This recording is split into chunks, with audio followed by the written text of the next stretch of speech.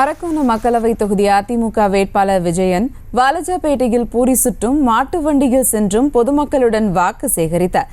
இது குறித்த கூடுதல் விவரங்களை செய்தியாளர் அருளரசன் வழங்க கேட்கலாம். வணக்கம் அருளரசன், விவரங்கள்.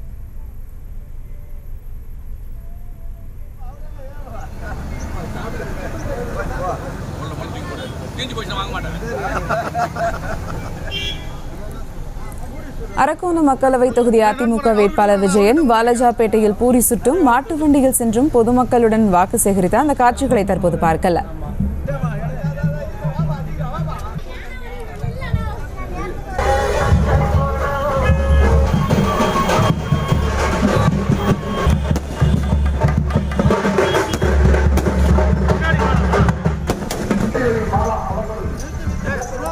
கூடுதல் விவரங்களோடு இணைகிறார் எமது செய்தியாளர் அருளரசன். வணக்கம் அருளரசன், விவரங்கள்.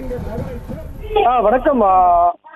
அரக்கோணம் நாடாளுமன்ற தொகுதியில் அதிமுக சார்பில் போட்டியிடும் வேட்பாளர் ஏஎல் ராணிப்பேட்டை மாவட்டம் வாலாஜா நகரத்துக்குட்பட்ட பல்வேறு இடங்களில் இன்று மேற்கு மாவட்ட கழக செயலர் எஸ்.எம். சுகுமார் தலைமையில் தேர்தல் பிரச்சாரத்தில் பொதுமக்களிடையே வாக்கு சேகரித்தார்.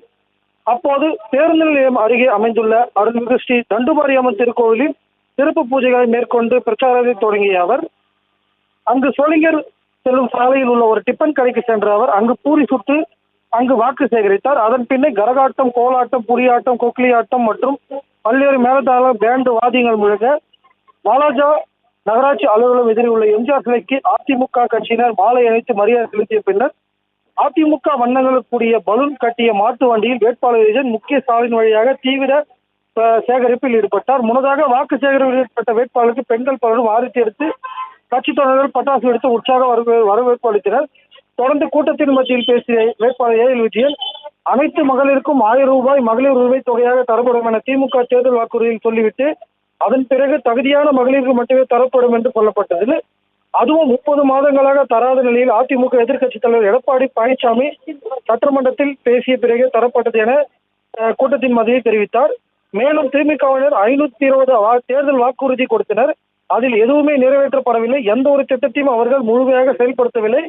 ஆனால் என்னை எதிர்த்து போட்டியிடும் திமுக வேட்பாளர் ஜெகத்ரட்சன் ஏற்கனவே 3 முறை எம்பியாக இருந்தபோது ஒரு சின்ன குறும்பை கூட வாலாஜா பகுதிக்கு செய்யவில்லை என குற்றம் சாட்டினார். திமுக மற்றும் பாமக வேட்பாளர் இருவரும் வெளியூரை சேர்ந்தவர்கள், நான் உள்ளூரை சேர்ந்தவர் என்பதால் எனக்கு பெரியான வாக்கு வித்தியாசத்தில் வெற்றி பெறுவேன் என பொதுமக்களிடம் கேட்டறிந்தார். குறிஞ்சி பூக்கள் 12 ஆண்டுகளுக்கு ஒரு முறைதான் பூக்கும். அதே போன்றுதான் திமுக ஜெகத்ரட்சன் 5 ஆண்டுகளுக்கு ஒரு முறைதான் தொகுதி மக்களை வந்து சந்திக்கிறார் என தெரிவித்தார். ஒரு திட்டம் எல்லோருக்கும் சமமாக செயல்படுத்த வேண்டும். ஆனால் அது போன்று திமுக செயல்படுத்தவில்லை. திமுக வேட்பாளர் ஜெகத்ரட்சன் மருத்துவமனை ரைடு நடத்திய போது பிணவரையிலிருந்து கட்டுக்கட்டாக பணம் பறிமுதல் செய்தனர்.